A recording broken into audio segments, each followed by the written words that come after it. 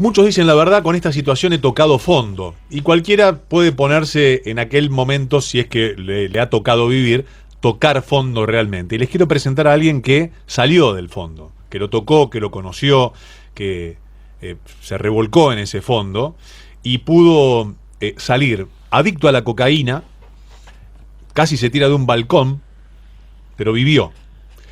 Para contarlo y para rehacerse y para ser hoy conferencista, coach, y nos va a explicar qué pasó en su vida.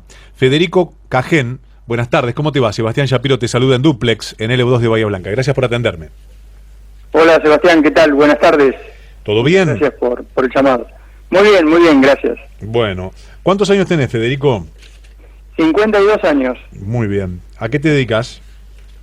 Soy coach, consultor y conferencista. Bien. ¿Y antes de ser coach, consultor y conferencista? Bueno, estaba dedicado, una gran parte de mi vida me dediqué al negocio familiar, son productores agropecuarios, y después a la parte comercial en diferentes áreas, como estuve en seguros, venta de automóviles. En realidad también tuvo que ver, mis trabajos tuvieron que ver con todo el desbarajuste que me ocasioné en mi vida, y bueno, y hice muchísimas cosas que nunca determinó un trabajo, una constancia en lo que hacía, ¿no? ¿Cuándo comenzó este desbarajuste? ¿Cuándo conociste el primer momento oscuro que dijiste, estoy transitando este lugar que no puedo salir, y es el principio del descalabro? Yo empiezo a contar esta historia que en realidad, sin saberlo, primero empiezo a los 15, luego a los 17 cuando pruebo la cocaína. ¿A los 15 con qué empezaste? A los 15 en realidad atravesando límites, el alcohol, la noche, marihuana, a los 17 la cocaína, y bueno, y seguí, era joven, la noche, salidas, y consumiendo por ahí una vez por semana. Lo que pasa que después ya son 2 veces por semana, por ahí son viernes y sábado, después ya son jueves, viernes y sábado, y un día te das cuenta que es de lunes a lunes, y al principio por la noche, después ya empecé a cambiar la modalidad de consumo, empezó a suceder, empecé a hacerlo de día, pero a los 28 años me di cuenta que estaba en un problema. Y ¿te diste cuenta solo o en tu familia ya te querían ayudar y vos no podías encauzarte? ¿Cómo fue esa transición hasta darte cuenta que el problema estaba y que necesitabas darle un timón a esta historia, un golpe de timón de historia? Bueno, que lo di vuelta no hace mucho, fue hace 4 años atrás. Y en esos años que te cuento, a los 28 me di cuenta que tenía un problema no asumido, porque en realidad a los 23 mi familia, ahí blanqueó la situación, me empieza a ayudar, donde primero fui a un centro de día, luego hicieron una prueba piloto en el hospital de Olavarría, donde estuve unos 15 o 20 días internado en la parte clínica, con apoyo psicológico. Ya después comienzo con las internaciones. Tuve la primera, que entre la internación más los periodos de reinserción, que en ese momento eran reinserción laboral, reinserción estudiantil, reinserción familiar, duró casi 2 años y pico. ¿Cómo es enfrentar, dame un stop acá, sí, y te quiero preguntar esto, ¿cómo es el momento de sincerar y blanquear la situación con tu familia? Me está pasando esto, quizás ya lo sospechaban, pero bueno, de la boca de uno y del cuerpo de uno, de decirlo, necesito que me ayuden, hasta ir a ese centro de día, salir y reincidir o no encontrarle la vuelta. Tan pesada es la cocaína que te tiene ahí contra las cuerdas, independientemente del esfuerzo que uno haga. Sí, te transforma, y justamente yo siempre doy este ejemplo así muy burdo, pero que significa por ahí esto, que es, no sé, vos cuando tenés una gripe y uno de los síntomas es la fiebre, el desgano, bueno, cuando consumís cocaína lo que tenés es el desinterés por la vida, pero que fingís, mentís, manipulás, te vas convirtiendo en un ser terriblemente egoísta, y bueno, y en el tiempo las personas se cansan, Entonces por ahí lo que decía, bueno, sí, me interno, pero ya la transformación había empezado y en algún momento me mentía y decía, bueno, cuando salga por ahí alguna que otra vez voy a consumir, total ahora ya hice un tratamiento y la voy a controlar. Y eso es imposible. Esto de 0 a 100 es 100, es sí o no, no hay un gris en el medio. Claro. Pues estamos charlando con Federico Cajén, que es conferencista y coach, que salió de la cocaína no hace mucho tiempo, desde los 18, 15 años que probó algunos estupefacientes y después la cocaína lo atrapó. ¿Qué se pierde o qué sentís que perdiste y que fuiste a recuperar y te costó un montón, no solamente con vos mismo primero, ¿no?, sino también con tu entorno más cercano? Y bueno, lo que vas perdiendo es el tiempo que uno le va dedicando. Uno se pierde en el consumo, donde la vida empieza a pasar por otro canal y uno piensa que está en la vida y en realidad no, es todo. Entonces, bueno, en ese momento, a los 21 años, me casé por primera vez, tuve mi primera hija, pero ahí ya empecé a tomar decisiones equivocadas. Ya después tuve 2 hijas más, pero siempre en una situación de estas características donde estaba consumiendo. Entonces nada era analizado ni nada lo asumía tampoco como una responsabilidad. Y bueno, iba haciendo cosas por la vida a tontas y a loca y así fui creciendo. Hasta que llegó un momento que me di vuelta y habían pasado 32 años, 2 matrimonios, 3 hijas, una familia que ya había quedado el tendal, porque yo lo que veía es que por ahí se alejaban, pero dentro de la familia, del seno familiar, iban ocurriendo un montón de cosas que tenían que ver. Yo soy el mayor de 3 hermanos, o sea que muchas cosas que mis padres se dedicaban a mí, tiempo que me dedicaron, dinero que invirtieron en los diferentes tratamientos, médicos, psicólogos, psiquiatras, y bueno, todo eso fue provocando un desgaste en que en ese momento, cuando ya fue el último proceso de recuperación, ya había quedado solo, ya se habían cansado todos. Y así fue que... ¿Cuándo ese es el momento donde tocás fondo, que decís, acá toqué fondo, estoy en el fondo de mi vida?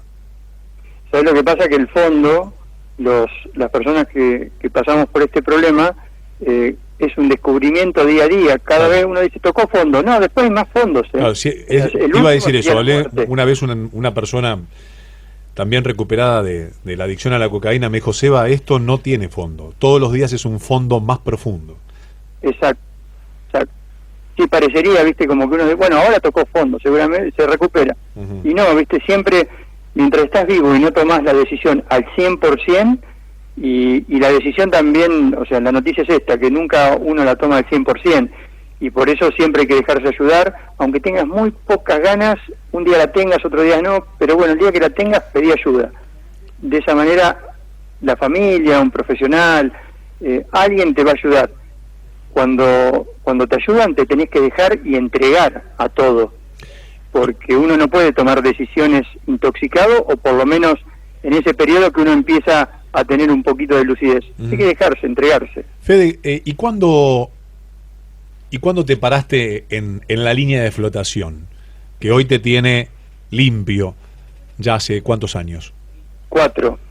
Hace 4 años. ¿Y cuándo fue ese momento que dijiste, bueno, estoy acá, me recupero, hago los tratamientos, y aparte quiero que nos compartas cómo es el me recupero, si es algo de hoy me recupero porque mañana me recupero, porque pasado me recupero, porque es un todos los días, o llega un momento en que la cabeza ya está en otro plano de ver a la historia de la cocaína y de la adicción como justamente algo que está en el pasado, siempre está latente y hay que cuidarse.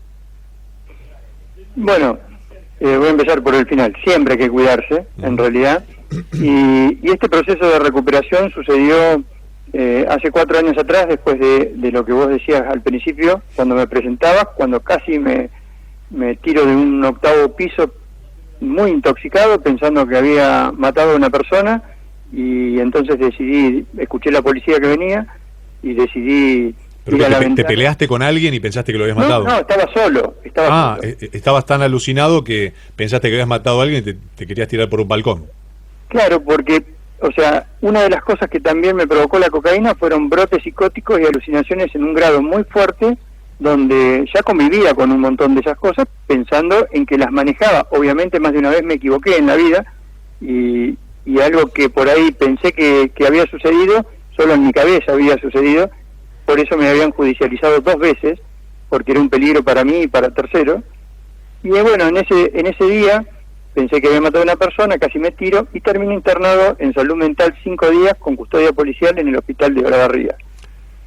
¿Cómo es el casi me tiro y no te tiraste? Y cómo, a ver, contame ese momento. ¿Quién te encontró? ¿Cómo te encontraron? Ese fue un episodio que duró desde que amaneció, era una madrugada de enero, donde mi familia se había cansado, estaban por judicializarme, me voy, fue un episodio muy muy muy feo, donde me alquilé un departamento por día, y ahí hacía un montón ya hacía una semana y pico que estaba ahí, y bueno, esos brotes eran muy fuertes ese día, escuché así que pasaba algo, bueno, pensé que había tirado a una persona, y ese episodio duró un montón de horas. Yo tengo el recuerdo y un montón de cosas que rompí pensando que había más personas, hasta que recién eso habrá empezado eso a las 5:30 de la mañana, a las 2 de la tarde logré llegar al teléfono, logré porque 2 metros eran un abismo en esas horas, porque me desmayaba, me caía, intentaba tirarme, volvía. Y recuerdo más de una vez haber estado del lado de afuera mirando los 8 pisos para abajo, con los dedos en el marco de la puerta porque no tenía balcón, y la decisión de no tirarme fue porque en un momento cuando casi me despedía miré para abajo y vi a mis 2 hijas más chiquitas gritándome: papá, no te tires. Volví al departamento y eso fue que fueron muchas horas hasta que pedí ayuda a solamente 2 personas que sabían dónde estaba, y en 5 minutos rompieron la puerta del departamento, o en 10, no recuerdo exactamente. Entraron, me dieron una pastilla, me dormí y me desperté en salud mental del hospital de Olavarría, y a los 5 días terminé internado en un lugar muy cerca de allá de Bahía Blanca, a orillas del lago Pecuén, donde me recuperé en una comunidad religiosa católica. ¿Cómo se llama el lugar? Es una ONG, se llama Facenda de la Esperanza. Hay unas 14 acá en Argentina, es una obra brasilera que vino hace muchos años, y acá en la provincia de Buenos Aires hay dos centros masculinos, uno en Bahía Blanca y otro en Florencio Varela, y después hay en Salta, en La Rioja, Córdoba, Tucumán, y en varios lugares. ¿Y en qué momento hoy estás limpio? Hoy te considerás, decís: hola, ¿qué tal? ¿Cómo te va? Contás la historia. Soy Federico y estoy limpio hace 4 años, 100%. Dando charlas, cursos, conferencias. ¿Cuándo te metiste en este terreno y qué sentiste que te devuelve? Mirá, esto fue... ¿Sabés qué? Para, Fede, dame un segundito, dame 2 minutos de noticias. Dejamos la pregunta en el aire, ¿te parece? Perfecto. Latente. Aguantame 2 minutitos, hago noticias y regreso con vos. ¿Vamos? Dale, gracias. Dale, Federico Cagenes, conferencista y coach, y nos está explicando, nos está contando qué pasó en su vida, que ahora le permite usarlo como vía para orientar y también ayudar a otras personas. Federico tocó fondo desde los 17 hasta un poquitito más, o hasta hace 4 años, y hoy está contando qué es tocar fondo y salir de una adicción tan fuerte como la cocaína. Ya venimos.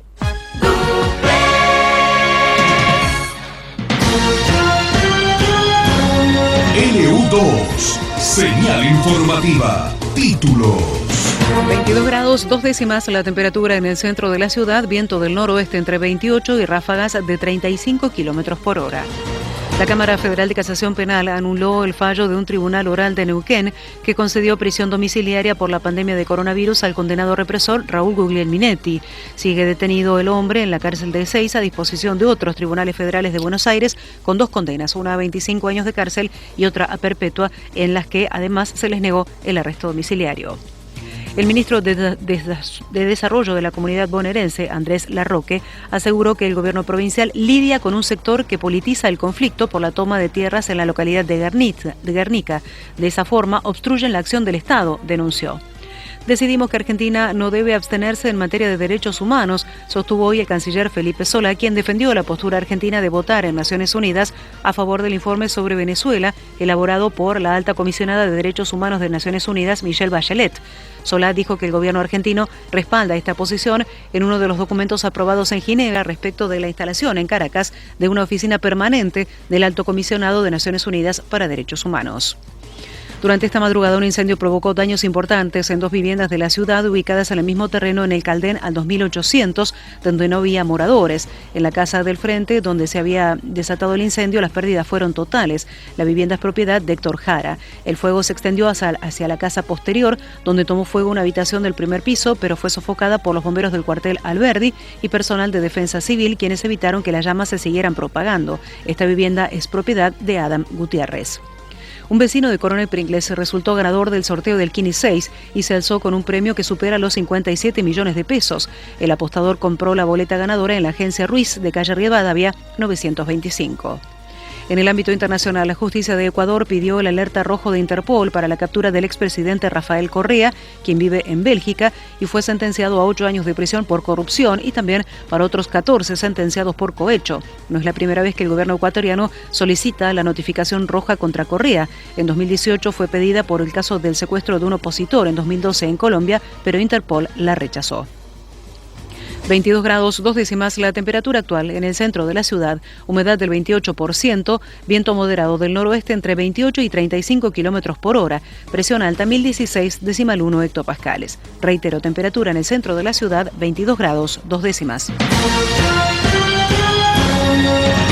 Estás en LU2. Estás informado.